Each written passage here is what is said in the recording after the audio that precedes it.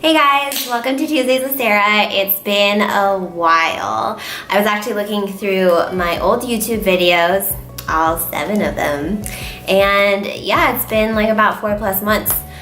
I could have totally had half a baby by now, or been halfway there, but I chose not to because I have other stuff to do in my life right now, and I need to prioritize myself. A lot has been going on. A lot can go on in 4 months. One of the things that happened was that I finished a program under CPHA, or the California Pharmacists Association, and it's a program called the Leadership Development Institute, which is a leadership development program that aims at intensive self-discovery of the individual who participates in the program. After that self-discovery, you go to learning and applying these leadership skills that are taught throughout the program. I myself had a very good experience from this program, and from it, all the participants have to create a leadership cumulative project that allows you to demonstrate and apply the skills that you learn. What I decided to do was my YouTube channel, and yes, surprisingly, a lot of delegation went into this project. Even though it might look like I did all myself, I did not. Okay, so right now I'm not going to talk too much about my LDI experience. That can actually be seen in another video that I will post later on. Also, if you're interested in seeing how you can participate in this program, or if you want to see the feedback of other people who have been participants, you can also follow the link below. So I'm going to actually move on to a bit more saddening news. So I had a boyfriend who was in one of my videos, one of my 7 amazing videos. It was the one where we were in Chicago.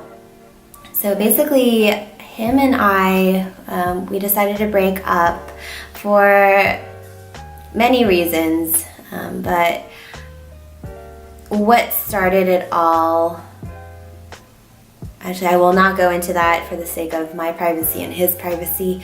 But after that moment, I told myself I wouldn't cry. But, just thinking about him, and it's literally been, like, I spent 5 years of my life with him, so 24 divided by 5, that's almost a 5th of my life that I will never get back. Just kidding. Like, I do not regret being in a relationship with him. I really, really loved him, and I mean, he did have a special place in my heart. And now that he's gone, it's so weird because it feels like, if you take a heart and you take half of it and just toss it away, all you get is a weird comma thing. It's like a question mark. Yeah, like right now, this is me. Like, I don't know, is that a question? Yeah, I don't know what to do with my life. No, well, that was me for the first 3 days. But then, talking with people and reconnecting with friends and family, it really did help to talk through, what I should be doing with my life. And all of them, they said one common thing, like, I am still so young. I'm 24. 24 doesn't sound that young, especially when the person who's watching this is 16, And I invite viewers of all ages. But I'm just saying, 16 is super young. I feel like 24 is still young. I have so much ahead in my life. And there's so many positive things that can come out of this, and that's the light that I want to see this situation in. To be honest, you'd probably be expecting me to be bawling right now, especially since this happened 2 weeks ago. But we've been long distance for about 6 months. He's all the way in Wisconsin, I'm all the way in California, and we physically haven't seen each other for now it's like almost 3.5 months. And it can get hard. It's very understandable. We were definitely going in different directions in our lives, and I think it was a good time that this happened. So I'm really sad still, but really hopeful for the both of us. It'll give us time for both of us to live independently and explore different things. There are so many people out there. Yeah, it's like I didn't really realize it until this all happened. And this is a great time for me to be independent and, meet new people, get new experiences, and new perspectives on things. I think that's a really important thing. And just really explore and see what I want. And I'm not only speaking for myself, I'm speaking to those who probably recently went through one of these breakups recently, or are having problems with their relationship. Just sit down and think about just reevaluate what exactly you want in your life and what your partner wants in your life, because maybe it is the time to break off and see what else is out there. Okay, I really hope I don't cause this whole avalanche of breakups, and because I don't think I'm that much of an impact. I'm just telling you how I feel right now. And yeah, I still think about him. It's funny because these are the pictures that we drew during paint night. I should be putting them in a box soon, but slow and steady wins the race. But what race am I racing in? I don't know, race against time.